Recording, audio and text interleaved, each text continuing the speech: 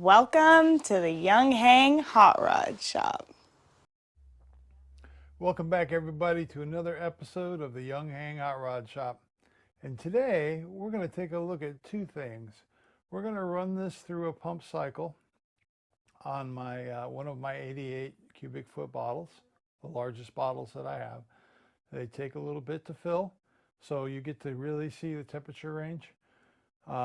We're going to instrument the inside of this compressor in a way that I haven't seen anybody do online. We're going to put some temperature sensors inside on the actual motor itself and also on the copper windings. And I think I've got 4 channels in the new temperature monitoring instrument that I got that I can use to look at those. And we're also going to watch all of the water temperatures and watch the fill rate as well. And we're going to take this bottle up to 4,500 psi. We're going to monitor some data and see what happens. I'm curious to see what we see. I'm very curious to see what the internal temperatures are like on this motor, because I've often been critical of this fan on the back of the Yong Heng and the way that it really just throws air out away from the axis of the motor, and you would just rely on it having nowhere else to go but turn 90 degrees and meander across the motor here. I just think that could be done better. I think you could move a lot more air. We've put some streamers on here made out of some paracord, very lightweight strings, to see how much airflow is really present coming past that motor. And I got to tell you, I don't think it's a whole lot. So I think one of the things that we're going to look at in the future is ways to increase the airflow through this housing. And I think that will really cool this girl off a lot. Anyway, let's see what the data says. So here we have our patient. We're going to attach our first thermocouple, location number 1, followed by number 2, number 3, and number 4. We're going to try and get right down into this copper wiring harness down here to see if that's any different than the laminations. And what we're going to use for this, for attaching the thermocouples, are a very high efficiency thermal epoxy. These will allow those readings to adjust as quickly as we can get them to adjust. This stuff is called Arctic Silver. I've used it before, it's pretty good. But we're going to have to glue these up and wait for them to cure, and then button this all back up, put it back in the chassis, and give it a ride. So stick around and we'll get that done.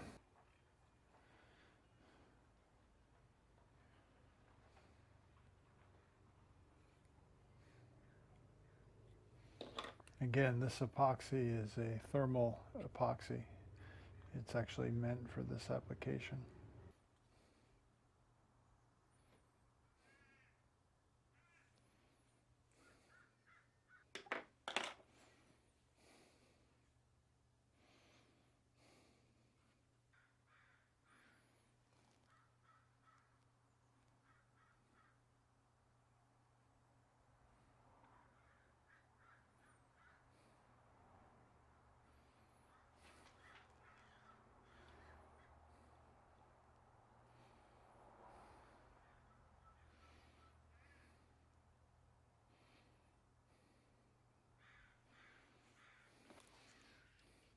Here is our temperature recording device that we're going to use. And here are our probes. Number 1.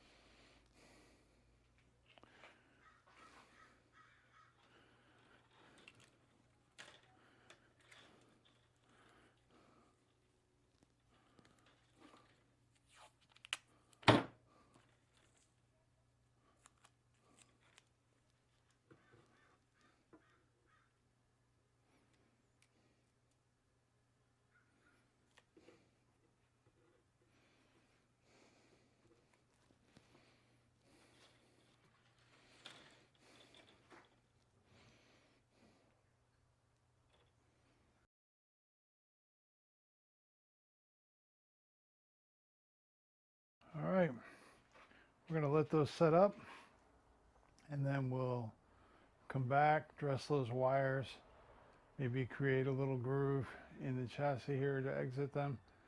All right, now we're just going to bring those wires very gently all together.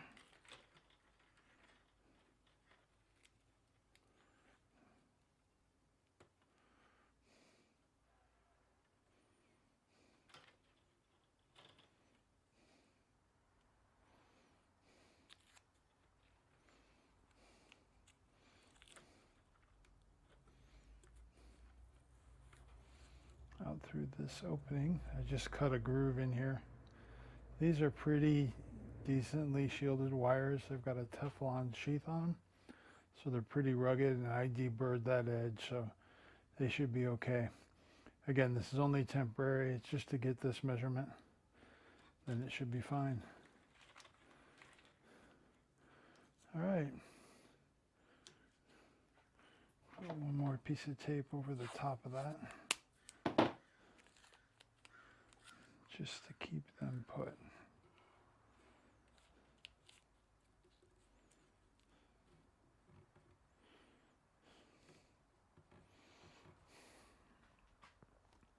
All right.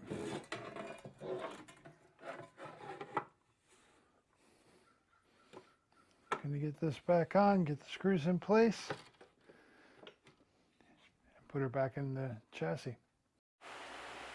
All right, folks. We got one camera trained on the instrumentation, one on the gauge on the tank. I always use the gauge on the tank. I don't trust the gauge on the Wong Wei. And over here we have the instrumented Wong Wei with all of our temperature probes coming out. I'm gonna wake this guy up so he's giving us some data. So here we have the ambient temperature in the air and the relative humidity, head temperature, inlet, outlet water temperature, and tank temperature. This is the water flow in gallons per hour, gallons per minute. And here we have the temperatures inside the motor currently. So we're going to watch all these, and we're going to wind her up. And we're taking this 88 cubic foot tank from 3,000 psi to 4,500. So without further ado, here we go.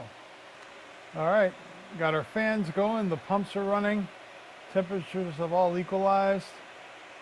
We're going to start the compressor. My bleed valve is open, so it's starting under zero load.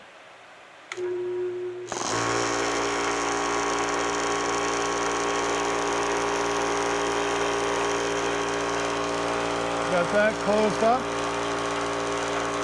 Pressure's starting to climb. I guess I can put you guys on the Yong Heng gauge.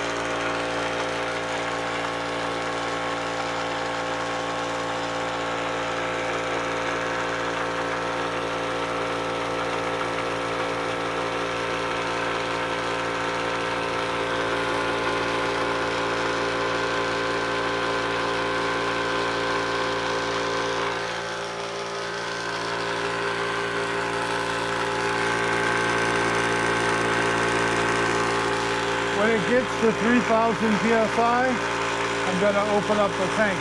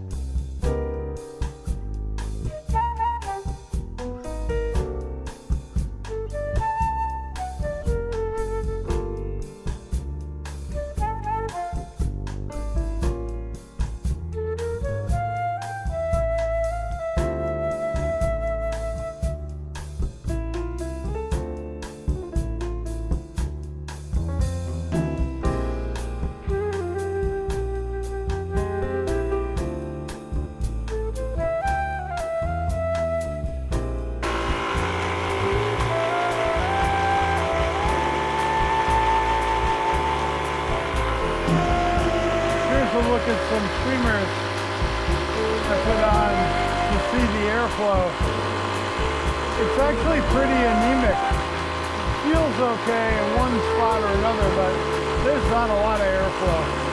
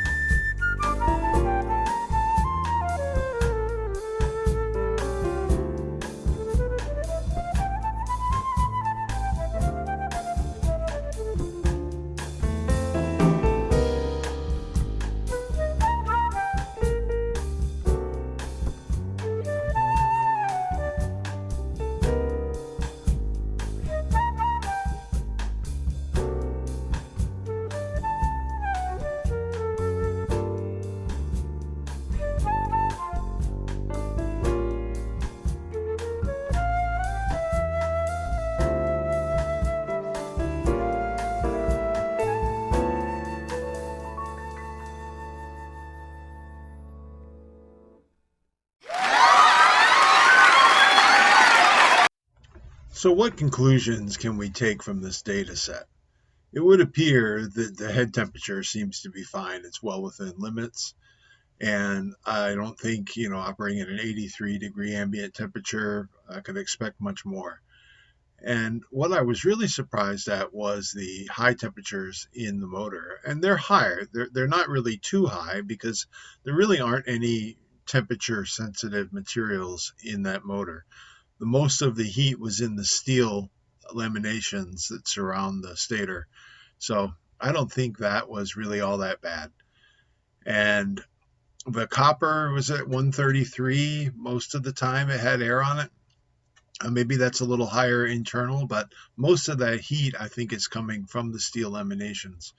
But I do think airflow could be increased on that motor, and that's something that we're going to look at in the future.